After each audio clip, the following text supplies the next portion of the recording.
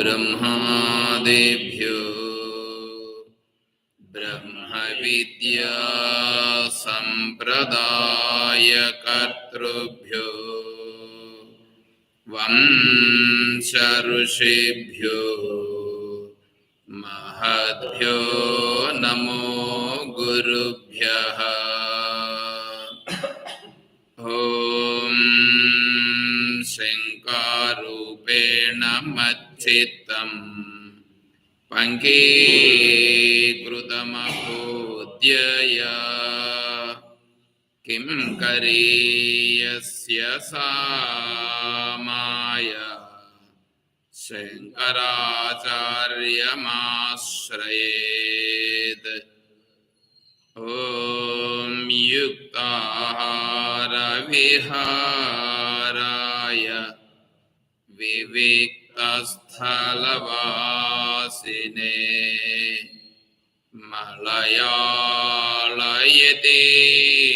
मलयालयतीन्द्राय ब्रह्मनिष्ठाय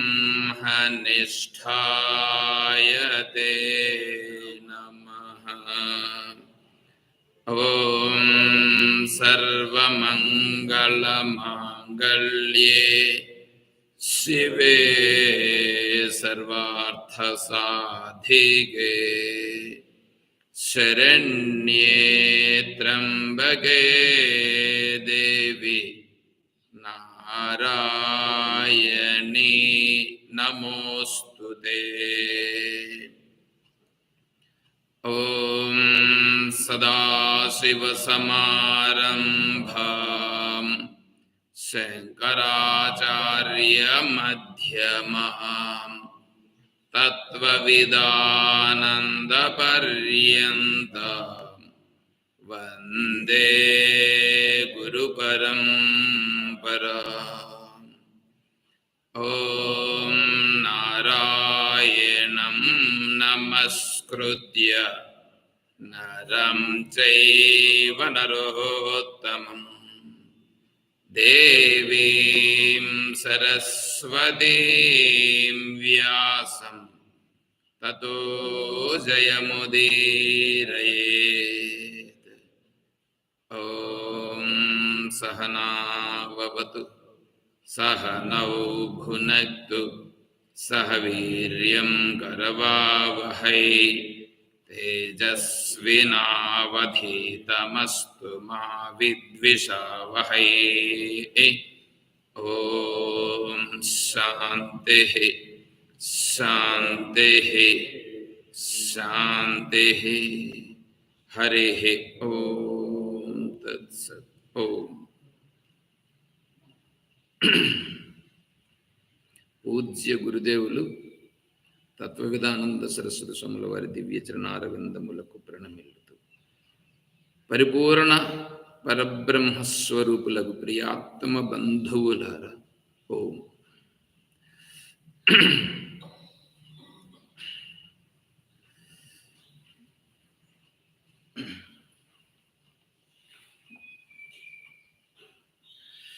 విద్యారణ్య స్వామి విరచిత బ్రహ్మవిదాశీర్వాద పద్ధతి మనం 15వ ఆశీర్వచనం చూచినాం. ఇంకా 16వ ఆశీర్వచనం. 15వ ఆశీర్వచనంలో ఏమన్నా సందేహాలు ఏమైనా ఉన్నాయా ఎవరికైనా? సరే, 16 ముందు ఆచార్యుల వారి ప్రార్థన. అవిద్యా చెప్పండి. భాను సంతప్తో అరణ్యం ప్రీతి కారణం యదర్క కరతప్తానాం విద్యారణ్యం అహం భజే.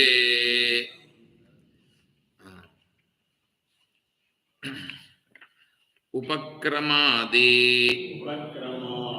బహువిధా లింగైః అశేష వేదాంతానాం అద్వైతే బ్రహ్మణి తాత్పర్య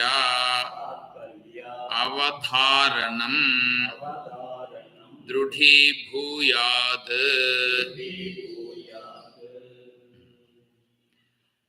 ఉపక్రమము చెప్పండి. మొదలగు షడ్విధ లింగముల ద్వారా సమస్త ఉపనిషత్తులకును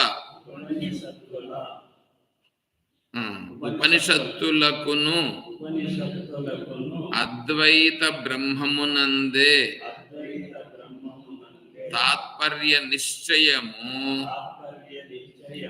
ఆవించుట దృఢముగా సంభవించుగాక. ఎవరికి? నాకు.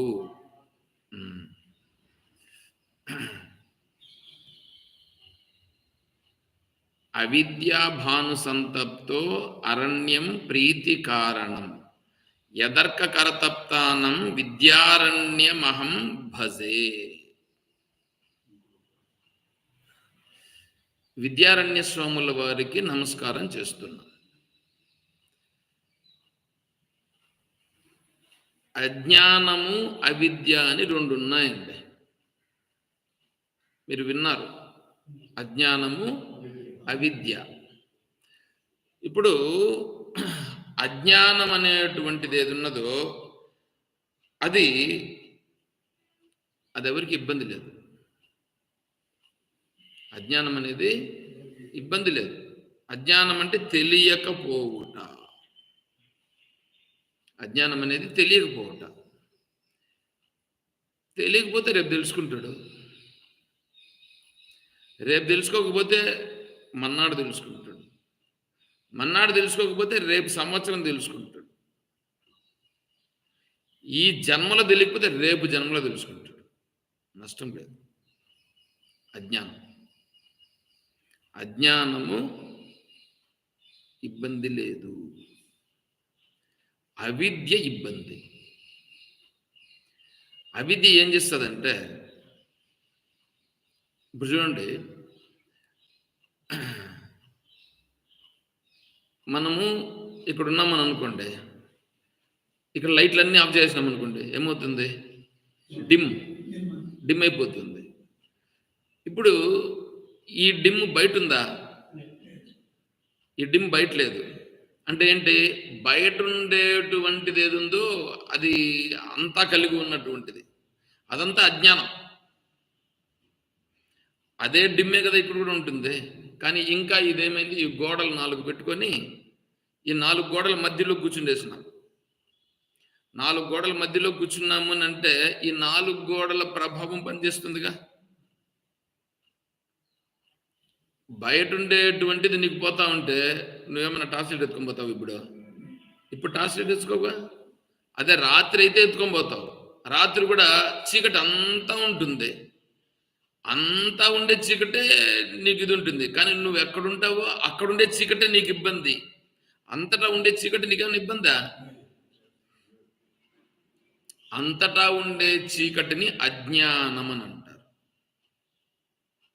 నీ దగ్గరుండే చీకటిని అవిద్య అని అంటారు. బాగా అర్థం చేసుకోండి. అంతటా ఉండేటువంటి చీకటి అది అజ్ఞానం. నీ దగ్గర ఉండే చీకటి అవిద్య. ఇప్పుడు అంతటా ఉండే ప్రపంచం ఇది అజ్ఞానం. నీ దగ్గర ఉండే ప్రపంచం అవిద్య. ఇప్పుడు అంతటా ఉండే ప్రపంచము నిన్నేమైనా ఇబ్బంది పెడతా ఉందా? అంతటా ఉండే ప్రపంచం నిన్ను ఇబ్బంది పెట్టలా. నీ మనస్సులో ఉండే ప్రపంచం అది నిన్ను ఇబ్బంది పెడుతుంది. చూడండి, ట్రైన్లకు పోయేవాళ్ళు ట్రైన్కి టైం అయిపోతుంది పోవాలని పోతాడు. బస్సుకు పోవాలనుకున్నాడు, బస్సుకు టైం అయిపోతుంది పోవాలని అనుకుంటాడు. ఉద్యోగానికి పోయేవాళ్ళు టైం అయిపోతుంది పోవాలని అనుకుంటాడు. వ్యాపారం చేసేవాళ్ళు ఏమైనా ఎంత ఇదైపోతుందే తొందరగా పోయి షాప్ తెరాలని వీడు అనుకుంటాడు. దేవునికి పూజ చేసేవాడు ఏమనుకుంటాడు? నిజంగా పూజ చేసేవాడైతే అరే టైం అయిపోతుంది స్వామికి పూజ చేయాలా అని అది రావడం నేనైతే చూడాల.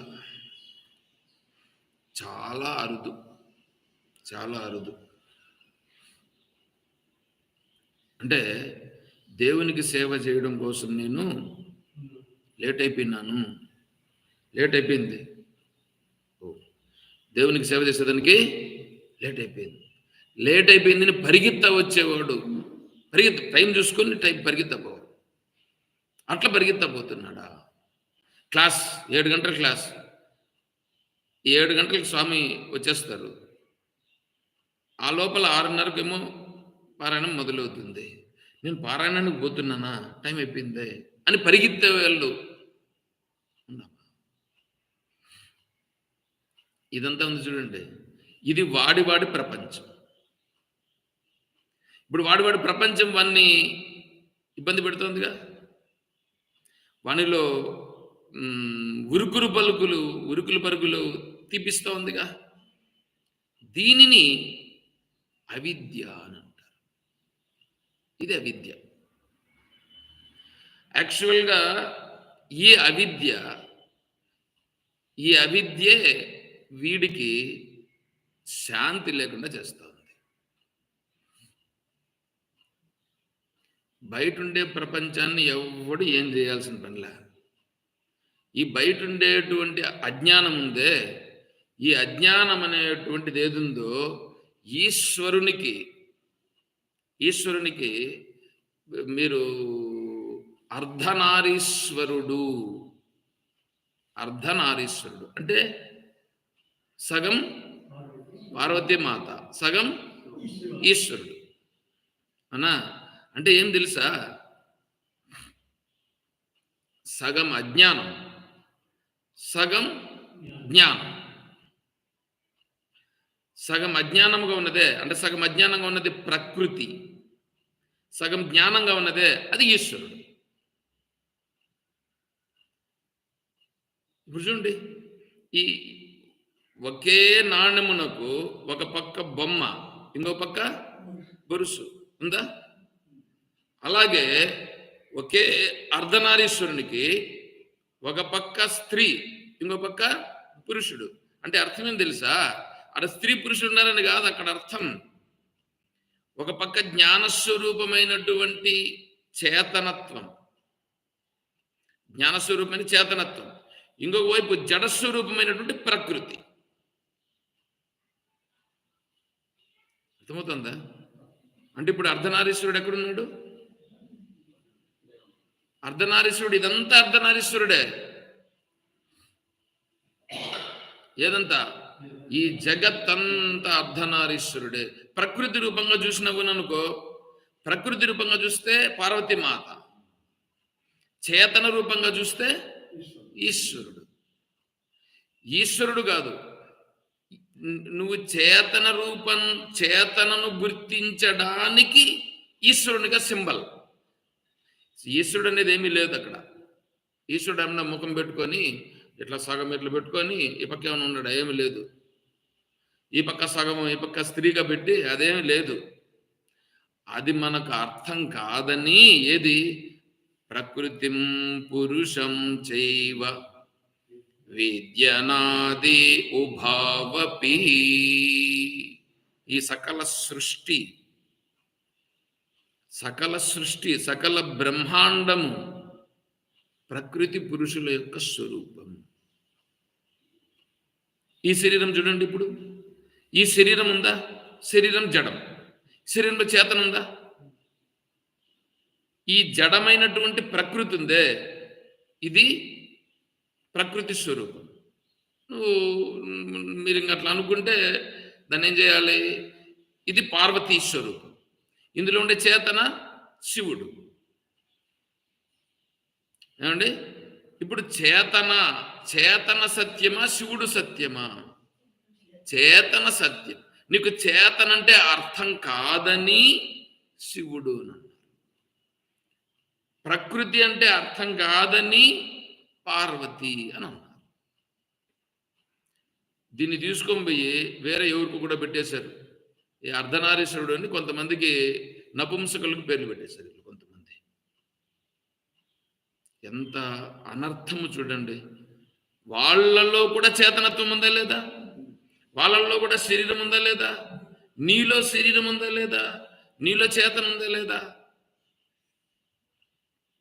ఇదే అర్ధనారీశ్వర తత్వం. ఇప్పుడు అడుగు పోవాలి అర్ధనారీశ్వరుని కూల్చేదానికి? ఇదే సర్వము. నువ్వు ఏది చూసినా అర్ధనారీశ్వరుడే. చూసారా? ఇది ఆ అర్ధనారీశ్వర తత్వం నిన్నేమి ఇబ్బంది పెట్టదు. నిన్ను ఇబ్బంది పెడతా ఉండేది నీ హృదయములో ఉన్నటువంటిది ఏదున్నదో, నీ హృదయములో ఉన్నటువంటి భావములు ఏమున్నాయో అది నిన్ను ఇబ్బంది పెడతా ఉంది. అవునా కదా? అది అవిద్య. అది అవిద్య. ఇప్పుడు ఈ ప్రకృతి పురుషులుగా ఉన్నారే, ఈ ప్రకృతి పురుషులుగా ఉన్నటువంటిది అజ్ఞానం.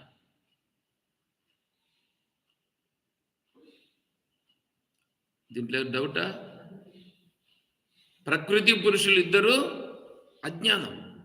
అదేంటండి ప్రకృతి పురుషులు అజ్ఞానం అంటున్నారంటే? చేతనత్వం ఉంది కదా నాయన, తెలుసుకో. ఆ చేతనత్వము ప్రతిబింబ స్వరూపమే గాని నీ స్వరూపమా? ఇప్పుడు నీలో చేతనత్వం ఉందా లేదా? నీలో ఉండే చేతనత్వము స్వరూప స్థితిలో ఉందా? స్వరూప స్థితిలో లేదు. అద్దంలో నీ ప్రతిబింబం కనిపిస్తుందండి. అద్దంలో ఉండేదాన్ని కొడితే నిన్ను కొట్టినట్లా? అంటే ఇప్పుడు అద్దంలో ఉండే ప్రతిబింబము నువ్వు ఒకటి కాదుగా, ఒకటి కాదు. కానీ నీ రూపంగా కనిపిస్తుంది కాబట్టి నువ్వు భ్రమిస్తున్నావు. అదేవిధంగానే నీలో ప్రకటమవుతున్నటువంటి చేతనత్వం ఉన్నదే ప్రతిబింబ చేతనత్వం. ప్రతిబింబ చేతనత్వం అనేది ఉందే అది అజ్ఞాన స్వరూపమే. అది కూడా మహాభూతాన్యహంకారో బుద్ధిరవ్యక్తమేవ చ ఇంద్రియాణి దశైకం చ పంచచేంద్రియ గోచరాః ఇచ్ఛాద్వేష సుఖం దుఃఖం సంఘాత చేతనాధృతి. సంఘాతః చేతనాధృతి. సంఘాతము, ఈ సంఘాతంతో పాటుగా చేతనాధృతి. ఈ చేతన కూడా కలిపి ఏతత్ క్షేత్రం సమాసేన సవికారం ఉదాహృతం. ఇదంతా కూడా క్షేత్రమని చెప్పడం జరుగుచున్నది. ఇదంతా క్షేత్రం అంటే ఇదంతా శరీరం, ఇదంతా ప్రకృతి. ప్రకృతి అంటే అజ్ఞానం చేత కల్పించబడినది, మాయ చేత ఏర్పడినది, ఈశ్వరుని యొక్క వైభవం. ఇప్పుడు దాని నుంచి మనకేం ఇబ్బంది లేదు. ఈ శరీరం నుంచి మనకేం ఇబ్బంది లేదు. ఈ శరీరంలో ఉండే చేతన నుంచి మనకేం ఇబ్బంది లేదు. చేతన నిన్ను ఇబ్బంది పెట్టట్లేదు, శరీరము నిన్ను ఇబ్బంది పెట్టట్లేదు. నిన్ను ఇబ్బంది పెడతా అనేది నీ మనస్సులో ఉండేటువంటి సంకల్పాలు, నీ మనసులో ఉండే భావాలు, అవి నిన్ను ఇబ్బంది పెడుతున్నాయి. అది అవిద్య. అది అవిద్య. ఆ అవిద్య ఎట్లొచ్చింది? నువ్వు తెచ్చి నెత్తి వేసుకో. నువ్వు పోయి రోడ్డింటి పోతా ఉండే దాన్ని నెత్తిన వేసుకున్నావు. చూసుకో కావాలంటే. పెండ్లి కావాలని పెండ్లి చేసుకుంటువి, బిడ్డలు కావాలని బిడ్డలు కంటివి, భోగాలు అనుభవించాలని ఏంటంటో తెచ్చిపెట్టుకున్నావు, ఇల్లు కావాలని ఇల్లు కట్టుకుంటువి. అన్నింటినీ తెచ్చి నువ్వు పెట్టుకున్నావు లేదా? ఏదో భోజనము సమయానికి ఉండేటట్లుగా తింటే సరిపోతుంది. కానీ అలా లేకుండా వేరే రుచులన్నీ కావాలని చెప్పేసి నూనెలు చేసి దాంట్లో ఏంటంటో వేసి ఉడకబెట్టి నానబెట్టి తిని లేనిపోయిన రోగాలు తెచ్చుకుంటువి. శరీరానికి రోగం ఉందా? నీకు రోగం ఉందా? శరీరానికి కాదు రోగం ఉండేది, మనస్సుకు రోగం. అవును, మనస్సుకే కదా రోగం ఉండేది. మనస్సుకు రోగాన్ని అనుభవించేదానికి శరీరానికి రోగం ఉన్నట్లుగా చేస్తా ఉంది అక్కడ. అది నువ్వు చేసి పెట్టుకున్నది. మనస్సుకు బాధ కలగడానికి శరీరానికి రోగంగా వచ్చేది. యాక్చువల్గా శరీరానికి రోగం అయితే ఆ శరీరాన్ని ఎత్తుకొని భూమిలో పూడ్చిపెట్టినాం అనుకోండి, అదేం కావాలా? అది రోగంగానే ఉండాలా. కానీ రోగంగా ఉంటుందా? అది భూమిలో కలిసిపోతుంది. నీ మనస్సులో బాధ కలిగించేదానికి రోగం రూపంగా అది వచ్చింది. అంటే నువ్వు మనస్సును శుభ్రం చేసుకొని బాగా చేసుకుంటే మనస్సు శుద్ధమైందని అనుకోండి, రోగం కూడా శుద్ధమైపోతుంది. చూసుకోండి ఎట్లుంది. అందుకే అవిద్య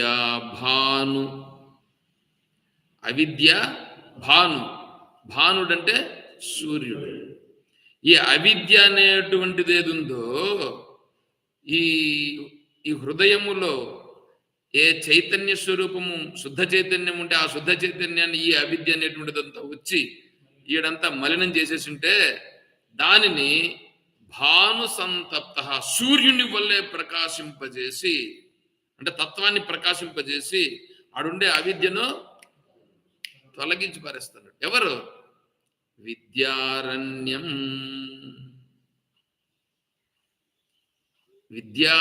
స్వాముల వారు. విద్యారణ్యం, అరణ్య అనేటువంటిది ఒక పేరున్నది చూడండి. ఇప్పుడు భారతీ తీర్థానంద అని ఉన్నది కదా, అలాగే విద్యారణ్య అదొక సాంప్రదాయం. అలాగే సాంప్రదాయం కాబట్టి వారికి విద్యారణ్యం అని వారికి పేరు. వారి పేరు విద్యాస్వరూపులు, వారికి విద్యారణ్యం అంటే విద్యారణ్య స్వాముల వారు. అటువంటి స్వాములను అహం భజే, నేను వారిని ప్రార్థిస్తున్నాను. ఎందుకు చెప్పండి? అవిద్యను పారదోలేదానికి, అజ్ఞానం పారదోలాల్సిన పనిలే. అజ్ఞానం పోతే నీకేం ప్రయోజనం? అజ్ఞానం అనేటువంటిది అంతా ఉన్నది, అదేం బోధ. అది ఈశ్వరుని స్వరూపంగా నువ్వు తెలుసుకుంటే సరిపోతుంది. అదంతా ఈశ్వరుని స్వరూపం. పోవాల్సింది ఏంటి? అవిద్య పోవాలి. ఇప్పుడు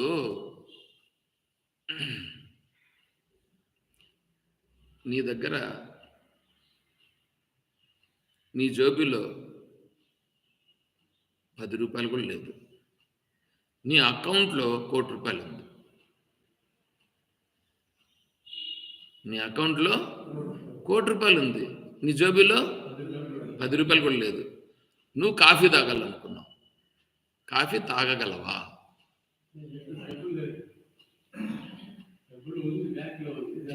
ప్రయోజనం ఏంటి?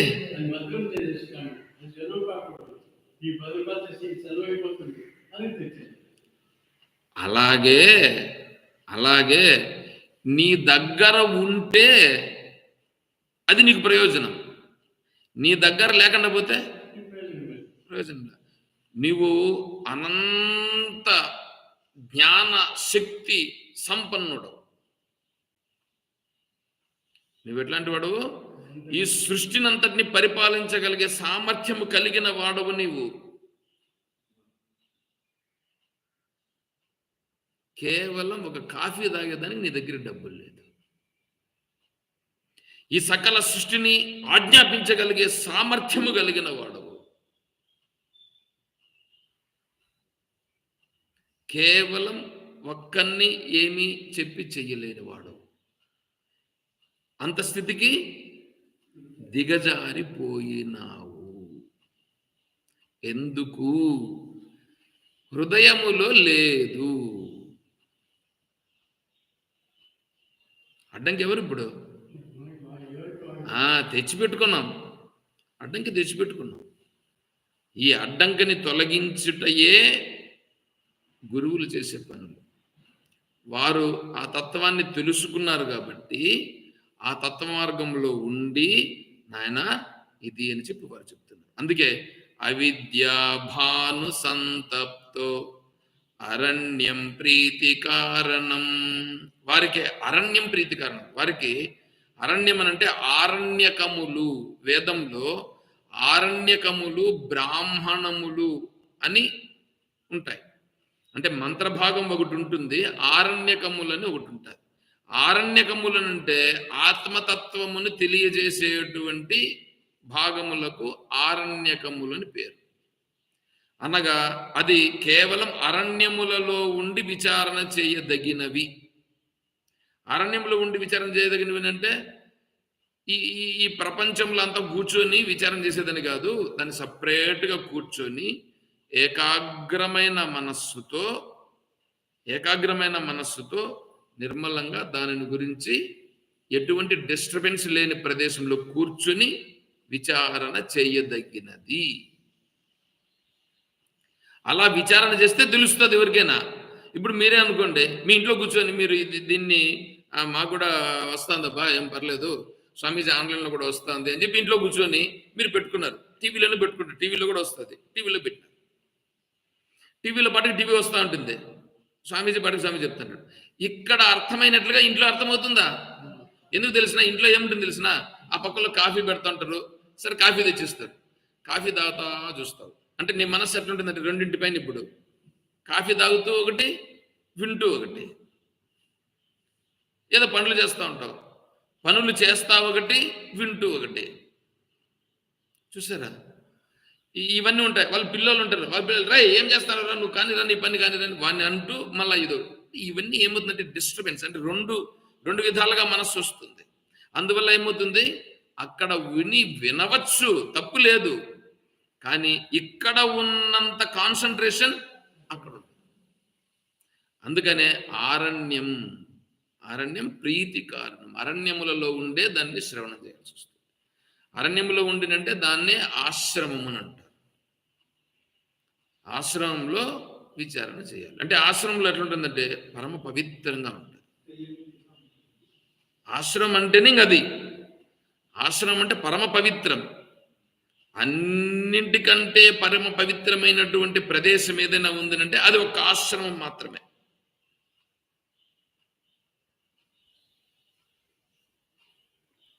కాబట్టి అటువంటి ఆశ్రమంలో విచారణ చేయదగినది. ఆశ్రమంలో ఎవరుంటారంటే శుద్ధాంతఃకరణ కలిగిన వాళ్ళతో పాటుగా శుద్ధాంతఃకరణ కొరకు ప్రయత్నం చేస్తున్న వాళ్ళు.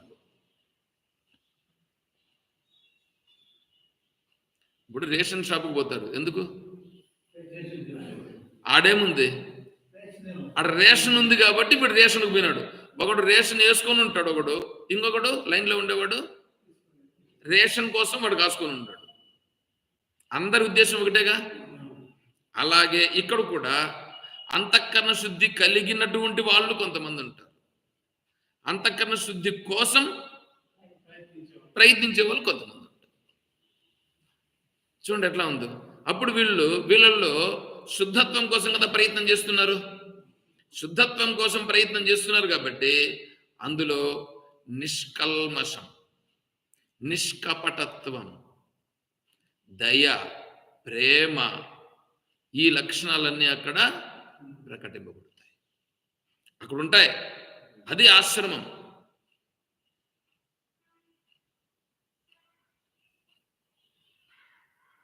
అటువంటి ఆశ్రమంలో విచారణ చేయదగినది ఏది? ఆరణ్యకము.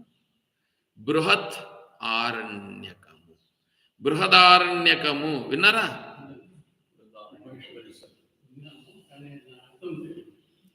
బృహత్ ఎంతది? బృహత్ అంటే పెద్దది. ఎంత పెద్దది? అబ్బా చెప్పడానికి వీలు కాదు, అంత పెద్దది. దాన్ని వర్ణించడానికి వీలు కాదు, అంత పెద్దది. ఏది పెద్దది? ఎంత పెద్దది? ఆత్మస్వరూపం. ఆత్మస్వరూపాన్ని వర్ణిస్తూ ఉన్నది కాబట్టి బృహదారణ్యకం.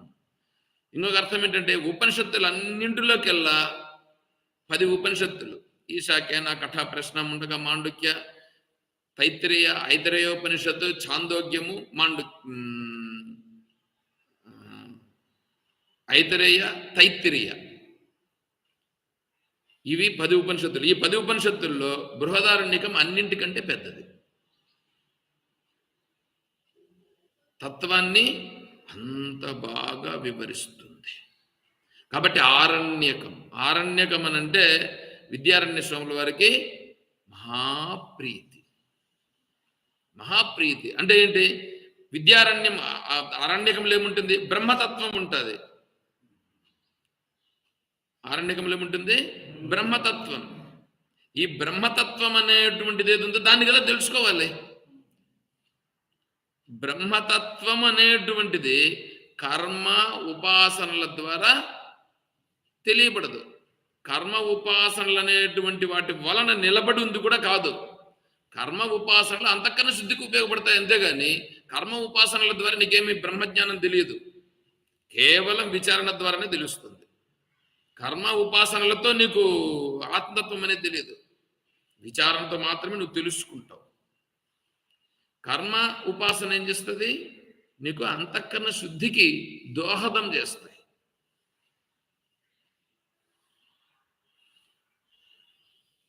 ఆ బ్రహ్మతత్వాన్ని విచారణ ద్వారా తెలుసుకునేటట్లుగా వివరంగా తెలియజేస్తుంది ఆరణ్యకం.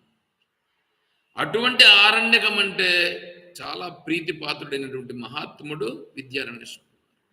అటువంటి విద్యారణ్య స్వాముల వారిని మనం ఆశ్రయించి వారు చెప్తున్నారు ఇప్పుడు ఉపక్రమాది బహువిధలింగై. ఏదైనా సరే మీరు ఒక పని చేయాలని అనుకున్నారని అనుకోండి. ఒక పని చేయాలని అనుకుంటే మీరు ఏదైనా సరే చేయండి. దానికి ఉపక్రమం ఉంటుంది, ఉపసంహారం ఉంటుంది. మొదలు ఉంటుంది, కొన ఉంటుంది, చివర ఉంటుంది. మొదలు చివర ఉంటుంది. ఈ మొదలు చివర ఉన్నప్పుడు ఈ మొదలు చివర అనేటువంటి దేనికి పెట్టుకున్నావు అంటే ఈ ఈ ఈ టయానికి మొదలు పెడతాము, ఈ టైం వరకు చేస్తామని అనుకున్నామని అనుకోండి. ఇప్పుడు ఉదాహరణకి కృష్ణాష్టమి ఇన్ని గంటలకు మొదలవుతుంది, ఇన్ని గంటల వరకు ఉంటుందండి ప్రోగ్రామ్ అని ఫిక్స్ చేసుకుంటాం. ఇప్పుడు పొద్దున్నే 8 గంటల నుండి మళ్ళా పొద్దున్నే 8 గంటల వరకు అని పెట్టుకున్నామని అనుకోండి. ఉదాహరణకి పొద్దున్నే 8 నుంచి పొద్దున్నే మళ్ళా మరుసటి రోజు పొద్దున్న 8 గంటల వరకు. ఓకే, ఈ మధ్యలో ఏముంటుంది? ఏం చేస్తావని అక్కడ? కృష్ణాష్టమి అంటే ఏం చేస్తారు? కృష్ణాష్టమి వేడుకలు చేస్తారు అంతేనా? ఇంక వేరే ఏమన్నా చేస్తారా? మీరు ఏదో ఒకటి కృష్ణుని గురించే కదా చేస్తారు అక్కడ. అంటే కృష్ణుని గురించి నువ్వు ఏదేదైతే చేయాలనుకున్నావో దాన్నంతా చేస్తావు అని అర్థం, అంతేనా? కృష్ణాష్టమి అనేటువంటిది ఒకటి పెట్టుకున్నావు, ఆ ప్రోగ్రాం పెట్టుకున్నావు. ఆ ప్రోగ్రాం మధ్యలో ఫిల్ చేస్తున్నావు కదా. ఏం ఫిల్ చేస్తుండవు? కృష్ణునికి సంబంధించిన విషయాలను ఫిల్ చేస్తున్నావు. కృష్ణాష్టమి రోజు కృష్ణుని గురించే చేస్తావా, లేకపోతే ఏమన్నా ఊరికే ఎగురుకునే దానికి వస్తావా? మీరేం కృష్ణాష్టమి ఎప్పుడు చేయలేదా? చేస్తే కదా తెలిసింది. నేను ఇంక మాట్లాడితే బాగుండదు. నారాయణ శ్రీమన్నారాయణ పరమేశ్వర. నా హృదయంలో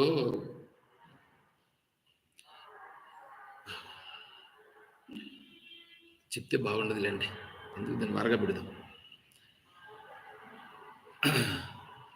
కృష్ణాష్టమి అంటే ఎట్లా చేయాలంటే ఇప్పుడు చెప్తున్నా కదా, కృష్ణాష్టమి అంటే కృష్ణాష్టమి గురించి తెలియాలి, కృష్ణుడి గురించి ఫిల్ చేయాలి.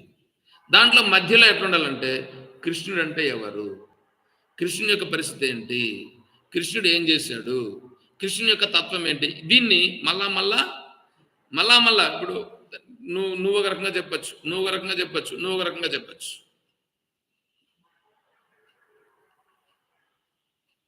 ఏమండి? దీన్ని ఉపసంహారం. మొదటిది ఉపసంహారం అంటే మొదలు పెట్టినావు చివరకు ఒకటి. తర్వాత ఏం చేస్తామంటే అభ్యాసం అంటే ఏంటంటే ఈ కృష్ణుని గురించే చెప్పుట, కృష్ణుని గురించే అభ్యాసం. ఏదో ఒకటి కృష్ణుని గురించి వచ్చి సంగీతము ద్వారా కృష్ణుని గురించి చెప్తాడు, ఇంకొక అతను కృష్ణుని గురించి నాట్యం చేస్తూ చెప్పచ్చు, ఇంకొకడు కృష్ణుని గురించి భజన చేస్తూ చెప్పచ్చు, ఇంకొకడు కృష్ణుని గురించి నీ అభిప్రాయాలను చెప్పచ్చు, ఇంకోటి కృష్ణుని గురించి భగవద్గీత రూపంగా చెప్పచ్చు, ఇంకోటి కృష్ణుని గురించి భాగవత రూపంగా చెప్పచ్చు. ఏదో ఒకటి. దీన్ని ఏమంటారు? అభ్యాసం. తర్వాత వింటూ ఉన్నప్పుడు ప్రతి ఒక్కరు చెప్తా ఉండే దాన్ని వింటూ ఉన్నప్పుడు ఏం కావాలంటే కృష్ణ తత్వం ఇలానా, వీళ్ళకి ఇలా అర్థమైందా, కృష్ణుడు ఇట్లానా అని అనిపించాలి. దీన్ని అపూర్వత. ఏమంటే ఫలం ఏం తెలుసా? నువ్వెవరు, నేనెవరు అనుకుంటున్నాను? నేను జీవుడిని కదా అనుకుంటున్నాను. ఒరే నాయన, నువ్వు జీవుడు కాదప్పా, నీ జీవుడు కాదు. నువ్వెవరు తెలుసా?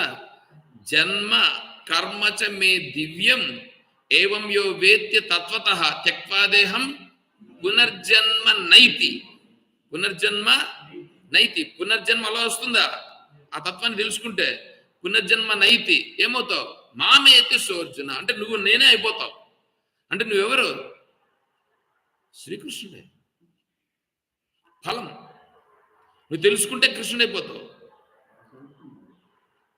తెలుసుకుంటే నువ్వే కృష్ణుడు. ఫలం వచ్చిందా? అర్థవాదం. నువ్వు అవిద్యలో మునిగిపోయి ఉండవు. అవిద్యలో మునిగిపోయి ఉన్నావు అన్నప్పుడు అవిద్యను మనం కించపరచాలన్నా వద్దా? అవిద్యను కించపరచాలన్నా ఎత్తిని పెట్టుకోవాలన్నా? కించపరచాలా? కించపరచాలా? తెలుసుకోవాలా? దాన్ని ఏం చేయాల? కొట్టి తరమాల. కొట్టి తరమాల. దాని ఛాయలకు కూడా రానియకుండా చేయాల అవిద్యను. అర్థమవుతుందా? కాబట్టి ఈ అవిద్యా స్వరూపాన్ని కొట్టి తరమడం అంటారు. దాన్ని అర్థవాదం అని అంటారు. దాన్ని అర్థవాదం. కృష్ణుని కంటే వేరేది, కృష్ణుని అంటే స్వరూపం కంటే వేరే ఏది ఉందో దాన్ని మనం కొట్టి తరిమేయడమే. ఇది అర్థవాదం. చివరిది ఉపపత్తి. ఉపపత్తి అంటే ఎవరెవరు ఇలా చేశారు? ఎవరన్నా చేశారా ఇట్లాగా? లేదా మనం మాత్రమే చేస్తున్నామా? ఎందుకంటే మనం ఒకరే చేసినాం అనుకోండి, అది సత్యమైనది కాదు. మనం ఒకరే చేస్తే, ఇప్పుడు నువ్వు ఒకటే మొదలు పెట్టినావు అని అనుకో, నువ్వు మొదలు పెడితే అది అది నువ్వు చెప్తానేది కరెక్ట్ అని ఏంటి? నేను మొదలు పెట్టడం ఏంటయా? ఆ శ్రీకృష్ణ తత్వాన్ని తెలుసుకునేటువంటి మహాత్ములు ఎంతమంది ఉన్నారంటే, వ్యాసుడు, అంబరీషుడు, శుకుడు, ఏమండి మీరాబాయి, తర్వాత రుక్మిణీదేవి, ఎంతమంది చూడండి. ఈ మహాత్ములు ఉన్నారే, ఈ ఎవరు? ప్రభుపాదులు, మలయాళ స్వాముల వారు, విద్యారణ్య స్వాముల వారు, విద్యా ప్రకాశానందగిరి స్వాముల వారు, సుందర చైతన్యానంద స్వాముల వారు, తత్వవేదానంద స్వాముల వారు, దయానంద స్వాముల వారు, శివానంద మహారాజ్, వీళ్ళందరూ, వ్యాసుల వారు, ఏమండి నారదుల వారు, వీళ్ళందరూ శ్రీకృష్ణ తత్వంలో మునిగినారా లేదా? వాళ్ళందరూ వెళ్ళిన మార్గంలో నేను వెళ్తున్నా. వాళ్ళందరూ వెళ్ళిన మార్గంలో పోతున్నానా, లేకపోతే ఇంకెక్కడన్నా పోతాడనా? వాళ్ళందరూ వెళ్ళిన మార్గంలో పోతున్నా. ఇది ఉపపత్తి. అంటే ఉదాహరణ. పలానా వాళ్ళని నేను ఉదాహరణగా తీసుకొని నేను పోతున్నా. నేనేమి ఊరికేం పోవట్లా. చూడండి ఎంత ఉంది ఇది ఇక్కడ. దీనిని 6 లింగములను అంటారు. ఇప్పుడు 6 వచ్చినాయా? ఒక్కటి తీసుకుంటే, ఏదైనా ఒక ప్రోగ్రాం తీసుకుంటే ఈ 6 నిండి ఉండాలి. మీరు ఎక్కడైనా సరే, ఏ ప్రోగ్రాం అయినా సరే చేయండి, ప్రోగ్రాం చేయండి, మీ ఇంటిలో కూడా చేయండి, నువ్వు వేరే వాళ్ళతో కూడా మాట్లాడు, ఇవి 6 ఉండాలి. ఇవి 6 కలిసి నువ్వు మాట్లాడితేనే అది సక్రమైనటువంటి విధానం అవుతుంది. ఈ 6 గురించి సక్రంగా లేకుండా, ఇప్పుడు ఉదాహరణకి మీరు భోజనం చేస్తున్నారని అనుకోండి. భోజనం చేస్తున్నారండి, భోజనం మొదలు పెడతారా? భోజనం పూర్తి అవుతుందా? మొదలు పెట్టుట పూర్తి అవుతా ఉంది. దాంట్లో కలుపుకొని ప్రతిసారి భోజనమే తింటున్నారా? అభ్యాసం. అపూర్వత. తింటూ ఉన్న ప్రతిసారి రుచిని, ఆనందాన్ని అనుభవిస్తున్నారా? ఫలం. ఆకలి తీరుతుందా? అర్థవాదం. దాంట్లో పనికిరానటువంటి, అంటే మీ మిరపకాయలు ఉంటాయి, ఎండు మిరపకాయలు వేసేసి ఉంటారు, ఇంకా వేరే ఏంటంటూ వస్తాయి. ఇప్పుడు మునక్కాయలు వేసి ఉంటారు, మునక్కాయలు తినేస్తారా? మునక్కాయలు నమిలి ఆ పిప్పిని ఉంచేస్తారు. అంటే పనికిరాని దాన్ని పారేస్తున్నారు, పనికొచ్చేదాన్ని తీసుకుంటున్నారు. అవునా? ఎందుకు చేస్తున్నారు ఇదంతా? అందరూ ఇలాగే తింటున్నారు కాబట్టి నువ్వు అలాగ తింటావు. వచ్చేసిందా ఇది? 6 వచ్చినా చూడు. నేను 6 చెప్పాను. నువ్వు ఏ పనైనా చెయ్యండి, ఇవి ఉండాలి. ఇవి 6 లేకుండా కన్నా చేస్తే ప్రయోజనం లేదు. ప్రతి దానిలో ఈ 6 ప్రతి దాంట్లో ఉండాల్సి ఉంటే, కేవలం నువ్వు అన్నమే తిన్నావు అనుకో, కేవలం మనమే, దాంట్లో సాంబార్ కానీ రసం కానీ ఏమి పెరుగు కానీ ఏమీ లేదనుకోండి, నువ్వు తినగలవా? ఆయన లేపబ్బా. ఒకటే సాంబార్ ఒకటే పెట్టుకున్నాం అనుకో, అది తినగలవా? అంటే ఏం చేయాలి? ఇవి సంబంధపడి ఉండాలి. ఒకదానికొకటి సపోర్ట్ అవుతుంది. ఒకదానికొకటి సపోర్ట్ అయి నువ్వు తెలుసుకోవాలి. అలాగే నీ జీవితం సక్రమంగా సాగాలంటే నువ్వు ముందు తత్వాన్ని తెలుసుకో. ఏమిటా తత్వం? చెప్పాం కదా, ప్రకృతి పురుషుడు. ఈ ప్రకృతి పురుషులతో ఉన్నటువంటి స్వరూపం అనేటువంటిది ఉందో ఇది ఈశ్వర వైభవం. నేనెవరు? నేను ఆత్మస్వరూపం. నేను ఆత్మస్వరూపం తెలుసుకోవాలి. అంటే ఇది ప్రకృతి, ఇది పురుషుడు, నేను ఆత్మస్వరూపం తెలుసుకోవాలంటే ఈ షడ్లింగ సహితంగా నువ్వు విచారణ చేయాలి. అది ఉపనిషత్తులే చెప్తాయి, ఇంక వేరే ఏది చెప్పదు. ఉపనిషత్తులతో మీరు విచారణ చేస్తే, ఉపనిషత్తులు అంటే భగవద్గీత కూడా ఉపనిషత్తే. గీతోపనిషత్, ఇది శ్రీమద్ భగవద్గీతాసు ఉపనిషత్సు. మహాత్ములు ఏం చేశారంటే ఒక్కొక్క శ్లోకానికి ఒక్కొక్క ఉపనిషత్తు అని పేరు పెట్టారు. ఇప్పుడు తైత్తిరేయోపనిషత్తు ఉంది, ఐతరేయోపనిషత్తు ఉంది, బృహదారణ్యకోపనిషత్తు ఉంది, అట్లా ఉంది కదా అక్కడ పేర్లు. ఇక్కడ అట్లా కాదు. భగవద్గీతలో ఒక్కొక్క శ్లోకానికి మహాత్ములు ఒక్కొక్క పేరు పెట్టారు, ఒక్కొక్క ఉపనిషత్తు అని పేరు పెట్టారు. మాత్రా స్పర్శాస్తు కౌంతేయ శీతోష్ణ సుఖ దుఃఖదాహ ఆగమాపాయునో నిత్యాహ తాం తితిక్షస్వ భారత. దీనికి ఏమంటే తితిక్షోపనిషత్ అని పేరు.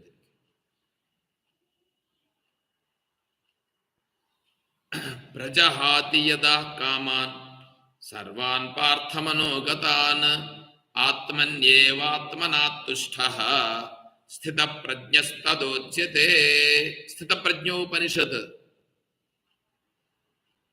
ధ్యాయతో విషయాన్ పుంసః సంగస్తేషూపజాయతే సంగాత్ సంజాయతే కామః కామాత్ క్రోధోభిజాయతే క్రోధాత్ భవతి సమ్మోహః సమ్మోహాత్ స్మృతి విభ్రమః స్మృతిభ్రంశాత్ బుద్ధినాశాత్ బుద్ధినాశాత్ ప్రణశ్యతి.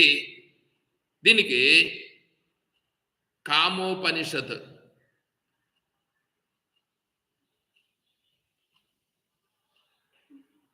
సర్వధర్మాన్ పరిత్యజ్య మామేకం శరణం వ్రజ అహం త్వా సర్వపాపేభ్యో మోక్షయిష్యామి మా శుచః.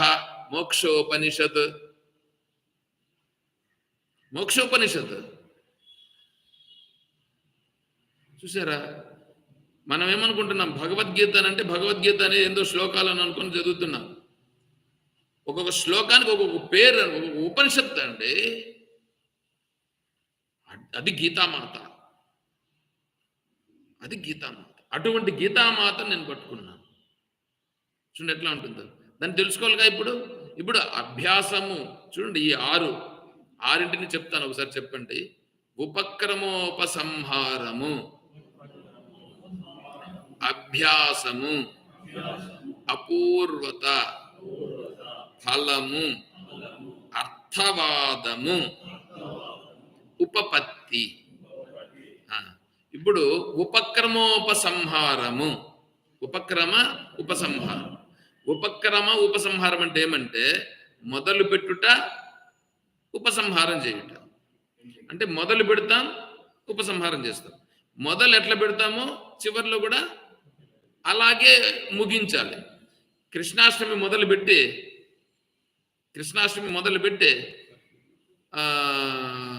దుర్గాష్టమితో పూర్తి చేస్తామా? కృష్ణాష్టమితోనే మొదలు పెడతాము, కృష్ణాష్టమితోనే పూర్తి చేయాలి. భగవద్గీతలో శ్లోకం ఒకటి మొదలవుతుంది. ఏదో ఒక శ్లోకం మొదలైంది.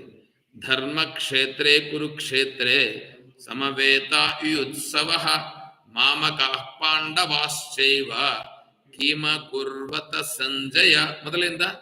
దేంతో మొదలైంది? ధర్మ అంటే ధర్మతత్వాన్ని విచారం చేసేదంతా మొదలైంది. అవునా? ఎత్ర యోగేశ్వర కృష్ణో ఎత్ర పార్థో ధనుర్ధరః తత్ర శ్రీ విజయో భూతి ధ్రువ నీతి మతిర్ మమ. ఎక్కడైతే శ్రీకృష్ణుడు, యోగీశ్వరుడైనటువంటి శ్రీకృష్ణుడు, ధనుర్ధారి అయినటువంటి అర్జునుడు, అంటే యోగీశ్వరుడైన శ్రీకృష్ణుడు అంటే ఆత్మతత్వం. ఆ ఆత్మతత్వము తెలిసినటువంటి జ్ఞాని, అంటే ఆత్మతత్వం తెలిసినటువంటి జీవుడు, ఆత్మతత్వముతో జీవనము కొనసాగిస్తున్నటువంటి వాడు ఎక్కడున్నారో అక్కడే విజయం ఉంటుంది, అక్కడ శ్రీ సంపద ఉంటుంది, అక్కడ ధర్మం ఉంటుంది, అక్కడ ఖచ్చితంగా ధ్రువ నీతి ఖచ్చితంగా ఉంటుంది. నీతి, న్యాయము, ధర్మము సర్వం అక్కడ ఉంటాయి. మొదలుపెట్టింది దేంతో? చివర అన్ని అక్కడ ఉన్నాయని చెప్పినాడు లేదా? అంటే ఉపక్రమము, ఉపసంహారం. మొదలు ఏదైందో చివర కూడా ఉపసంహారం కూడా అదే అయింది. ప్రతి అధ్యాయం కూడా అట్లాగే ఉపక్రమం, ఉపసంహారం వస్తుంది. ప్రతి అధ్యాయం అభ్యాసం అభ్యాసం అభ్యాసం ఉపక్రమోపసంహారం అంటే అది అభ్యాసం అని. అంటే ఇప్పుడు ఈ భగవద్గీతలో కూర్చున్నాం అనుకోండి, భగవద్గీతలో మొదలుపెట్టిన దేని గురించి? ధర్మం గురించి. ఏమి ధర్మం అంటే ఏంటి? ధర్మం అంటే ఒక ఆయన అన్నాడు, ఒక ఆయన ఉన్నాడు, ఆయన ఏమిటంటే వచ్చిన వాళ్ళందరికీ రూపాయి ఇస్తాడనమాట. వచ్చిన వాళ్ళకి రూపాయి అంటే ఎవరు? అడుక్కునే వాళ్ళకి వస్తారు కదా. అడుక్కునే దానికి వచ్చేదానికి షాపులో మన వాళ్ళు కూడా ఏం చేస్తారంటే ఒక విగ్గట్ కొంటారు, వచ్చిన వాళ్ళకంతా ₹1 వేస్తుంటారు. ఇది ధర్మం అని. ఇది ధర్మమా? అడుక్కుండేవానికి నువ్వు ఇస్తాండవప్పా, అడుక్కుండేవానికి ఇస్తాండవే. ఇది ధర్మం అని నువ్వు అనుకుంటా ఉండవు. శాస్త్రం ఇది చెప్పలే ధర్మం అని. నువ్వేదో సహాయం చేస్తున్నావు వాడికి. ఎందుకు చేసావు నువ్వు? ఎందుకు చేసావు? ₹1 ఇస్తే ₹100 వస్తుందని నువ్వు చేస్తాడు. ఇది ధర్మమా? ఇదిగా ధర్మం. ధర్మం అంటే తెలిసిన ధర ఇతి ఏతి, ఇది ధర్మ. దేని వలన నువ్వు నిలబడి ఉన్నావో, నువ్వు నిలబడి ఉన్నావుగా, దేని వలన నిలబడి ఉండవు? అది ధర్మం. దేని వలన నిలబడి ఉండవు? నువ్వు చేతన వలన నువ్వు నిలబడి ఉండవు. నువ్వు ధర్మం అంటే నువ్వు ధర్మం అనేది కాదు. నువ్వేంది ధర్మం? నువ్వేం చేస్తే ధర్మం? ఏం చేసినా నువ్వు ధర్మం కాదు. ధర్మం అంటే చేతన. చేతనత్వము వలన నువ్వు నిలబడి ఉండవు. చేతనత్వం నిలబడి ఉండవు, ఇంక వేరే దేనిపైన నిలబడి ఉండవా? అది ధర్మం. అన్ని ధర్మాలు పోయినాయి. సర్వధర్మాన్ అన్నీ లేవు, ఇచ్చిపెట్టే అన్ని ఇచ్చిపెట్టు. నువ్వు చెప్పే ధర్మాలన్నీ పనికిరానివి. నువ్వు చెప్పే ధర్మాలన్నీ పనికిరానివే. ఒకటే ధర్మం, శ్రేయాన్ స్వధర్మో విగుణ. స్వధర్మం ఏమిటి? ఇదే. ఏమిటి స్వధర్మం? ఆత్మధర్మమును తెలుసుకున్నట్టయ్యే. ఆత్మ వలననే, చేతన వలన నువ్వు నిలబడి ఉన్నావు కాబట్టి ఆ చేతనత్వం నేను తెలుసుకో. అది అభ్యాసం. దాని గురించి చెప్పిందా లేదా? ప్రతి ప్రదేశంలోనూ చేతన గురించి వచ్చిందా? అభ్యాసం, అపూర్వత. ఒకసారి కర్మ అంటాడు, ఒకసారి భక్తి అంటాడు, ఒకసారి ఉపాసన అంటాడు, ఒకసారి జ్ఞానం అంటాడు. మత్కర్మ కృన్మత్పరమో మద్భక్త సంగవర్జిత నిర్వైర సర్వభూతేషు యస్ సమామేతి పాండవ. మత్కర్మ అంటున్నాడు, మత్పరమో అంటాడు, మద్భక్త అని అంటాడు. ఒకే శ్లోకంలో చూడండి ఎన్ని చెప్తున్నాడు. మత్కర్మ, మత్పరమ, మద్భక్త, సంగవర్జిత. చూడండి, నిర్వైర సర్వభూతేషు యహ, అన్నింటినీ తీసుకొని పెడతాడు. ఓకే, ఏమండి ఒకదాన్ని చెప్పాయా అంటే, అయ్యా ఒకటే నేను చెప్తా ఉండేది, ఒకటే చెప్తున్నా. ఏమంటే ఇప్పుడు మీరు నీళ్ళు తాగుతారా? మజ్జిగ తాగుతారా? మజ్జిగ వేసుకుంటారా? సాంబార్ తింటారా? రసం తింటారా? తింటారా? అన్ని తింటారుగా. ఈ సాంబార్ ఎంత తయారైంది?